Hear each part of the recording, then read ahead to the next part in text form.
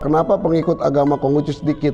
Dan dalam Konghucu nggak ada konsep siar atau dakwah atau misionarism. Kalau saya misalnya mengajak orang Konghucu pindah agama jadi Konghucu, nggak dapat pahala.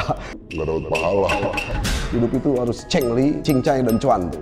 Tapi cuan terakhir tuh kalau di perspektif saya. Untung terakhir, jangan cuan dulu. Karena kalau cuan nanti nggak cengli, terus nggak cincai, lewat juga tuh. Percuma kamu duit banyak tapi kamu nggak selamat. Halo, saya Kristan, saya rohaniwan Konghucu, tahu Jiaoseng Kristan, tanya saya, apa aja?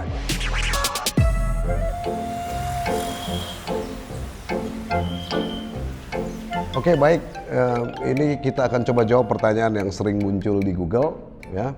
Apakah Imlek hari raya agama? Ya, bagi orang Konghucu hari raya agama. Lalu berikutnya, apakah Imlek libur? Ya, wajib libur bagi orang-orang Konghucu. Lalu yang ketiga, apakah Imlek boleh pakai baju putih? Boleh-boleh aja, cuma umumnya memang merah. Apakah umat Konghucu merayakan Waisak? Tidak. Waisak itu perayaan umat Buddha. Pertanyaannya adalah, apakah Konghucu menyembah dewa atau patung? Tidak. Umat Konghucu menyembah yang disebut dengan Tian atau Sangti. Di mana definisinya? Sangti atau Tian itu adalah dilihat tiada nampak, didengar tiada terdengar, namun tiap wujud tiada yang tanpa dia. Kenapa kalau sembahyang harus pakai iyung? Yaitu tradisi yang ada karena kita percaya dengan semerbak dupa dan asap itu doa kita itu energinya akan tersampaikan pada ke langit, karena dupa asap itu sifatnya naik ke atas kepada Tian. Tian itu kan yang unlimited, itu dilukiskan dia ada di Shangti, itu dia yang maha tinggi itu, ya. Dan Hio juga sebenarnya fungsinya dulu ketika jam belum ada, dia itu alat pengukur waktu. Hio itu wangi dupa itu juga buat aromaterapi bagi yang sedang bersembahyang, menambah konsentrasi dan sebagainya. Nah, kalau Ustadz di Konghucu disebut apa? Ya, kayak saya ini disebut Jiaoseng. Jiao itu artinya agama, Seng itu penebar. Jadi dia penebar atau penebar agama tuh. Jadi orang yang melakukan siar agama. Apakah Jiaoseng boleh menikah? Oh, wajib.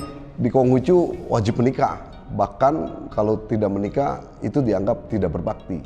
Dia harus melanjutkan keturunan untuk berkontribusi pada keharmonisan gerakan langit dan bumi. Adakah makanan yang dilarang di Konghucu? Ya, tentunya di Konghucu juga punya pilihan-pilihan nanti untuk makanan-makanan yang disembelih dengan cara tidak wajar seperti bangkai dan sebagainya, tentu tidak boleh. Tapi misalnya soal babi gitu kan, ini kan pasti konsep halal dan haram. Di Konghucu babi adalah binatang atau hewan utama untuk dikorbankan. Kenapa? Karena secara utility babi itu hewan yang paling tidak berfungsi, tidak berkontribusi terhadap kita atau manusia. Beda misalnya dengan sapi yang susunya diambil, tenaganya dipakai untuk bajak sawah, ayam untuk membangunkan kita mengetahui pagi telah datang. Kalau babi itu kerjanya cuma makan, tidur, dan kawin. Udah gitu anaknya banyak, ya kan? Sehingga kalau dilihat dari utility-nya memang nggak ada fungsinya, maka dia menjadi hewan yang dikorbankan dalam ritual upacara, seperti itu. Pertanyaannya adalah, kenapa pengikut agama Konghucu sedikit? Oh ya, karena Konghucu sebenarnya memang agama yang private, yang agama rumah ya. Dan dalam Konghucu nggak ada konsep siar atau dakwah atau misionarism. Sehingga di Konghucu misalnya berbeda dengan tradisi-tradisi agama yang lain. Di Konghucu, kalau saya misalnya mengajak orang Konghucu pindah agama jadi Konghucu, nggak dapat pahala. Karena di Konghucu pahala ditentukan oleh bagaimana Anda berperilaku, Anda membina diri, Anda melakukan yang terbaik untuk diri Anda, lalu berkontribusi pada orang lain. Itu aja.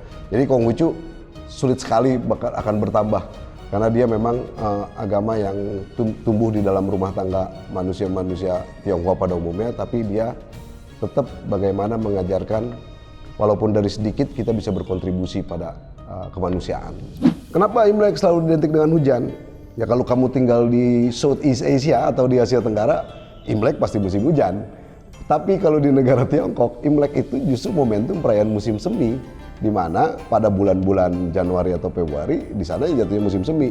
Kalau di Indonesia sampai kapanpun Imlek pasti akan hujan karena dia jatuhnya di musim hujan. Indonesia negara tropis yang cuma punya 2 musim. Ini nggak ada urusan tuh Imlek kalau hujan rezeki, kalau nggak hujan terus sial. Itu bisa-bisanya orang aja tuh. Ya kan? Kenapa Imlek ada naga dan barongsai? Naga ini hewan mitologi yang terdapat di Tiongkok dan itu menjadi representasinya Kaisar Huangti atau Kaisar Kuning. Dia semacam Nabi Nuh kalau dalam tradisi Abrahamic tradition. Dia leluhur orang Tionghoa. Dan ketika dia wafat, dia konon menjadi liong atau naga. Nah, orang Tionghoa menyebut dirinya the seeds of the dragon, turunan naga tuh. Nah, soal barongsai ada banyak versi, tapi versi kita yang teman-teman Konghucu, barongsai adalah representasi dari Malungce atau hewan berkepala naga berbadan kuda yang menjadi representasi ketika Raja Suci Fusi menemukan peta sungai tentang 8 diagram atau yin yang dikenal dengan lambang butong kayak bendera Korea itu. Nah, itu dianggap hewan-hewan mitologi yang dianggap simbol kesucian dalam tradisi masyarakat Konghucu maupun masyarakat Tionghoa pada umumnya.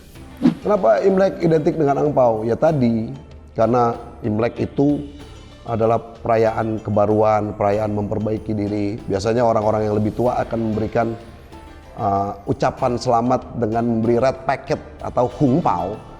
Itu angpao itu jadi kan bahasa Hokkien ya, artinya paket merah yang berisi uang. Itu dianggap bukan soal nilainya sebenarnya, dianggap semacam restu, memberikan semangat perjuangan dalam simbolisasi uang supaya generasi berikutnya bisa merasakan rezeki yang banyak melimpah seperti itu. Itulah yang kita kenal dengan hangpao. Apa saja pantangan pada saat Imlek? Biasanya umumnya ya ini nggak ada urusan sama agama, tapi ini urusan tradisi. Misalnya pantangan yang paling saya ketahui itu dari kecil, kita nggak boleh nyapu itu pada hari saat Imlek, walaupun rumah kita dalam keadaan kotor. Itu dilakukan sebelum malaman tahun baru Imlek kalau mau nyapu dan bebersih, ngecat rumah dan sebagainya. Tapi pada saat hari Imlek kita nggak boleh nyapu. Kenapa? Katanya rezekinya nanti akan terbuang tersapu katanya. Ya tapi itu nggak ada urusan sama agama. Yang pasti pada saat pantangan pada Imlek, kita nggak boleh ribut, kita harus silaturahmi, kita berkumpul keluarga, kita bertemu setelah sekian lama, sekian tahun dan saling support. Ya, makanya kalau dalam tradisi Imlek di keluarga kami, kumpul satu keluarga, siapa sanak famili yang susah, yang kurang modal, itu semua patungan tuh kumpulin buat support mereka tuh, kayak gitu. Ya, apa prinsip hidup masyarakat Tionghoa? Ya orang Tionghoa itu kan banyak juga frase yang sekarang umum, misalnya para konglomerat tuh di YouTube, di TikTok bilang apa 3C itu. Hidup itu harus cengli, cincai dan cuan tuh. Tapi cuan terakhir tuh kalau di perspektif saya, untung terakhir. Pertama cengli itu adalah fair. Dalam tradisi Konghucu disebut apa yang diri sendiri tiada inginkan jangan diberikan pada orang lain. Jadi kalau kamu nggak mau dicubit, kamu nggak boleh nyubit orang. Ukurannya diri kamu sendiri, itu namanya cengli itu, fair. Ya, cincai itu kalau orang salah dikit udahlah, kita ikhlas aja, ridho aja tuh. Nah, apa yang penting ya bisa diperbaiki, itu cincai namanya, oke lah gitu kan, selama itu bisa diperbaiki. Cuan baru terakhir, untung tuh.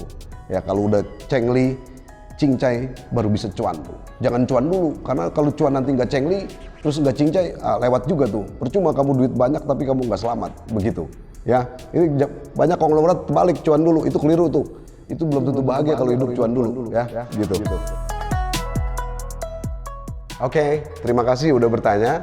Saya ucapkan Sinchun Kyonghi Wanseruyi Noceng Gope Cit Caplak 2576. Semoga kita semua terberkahi oleh gerakan harmonis langit dan bumi. Sanjay.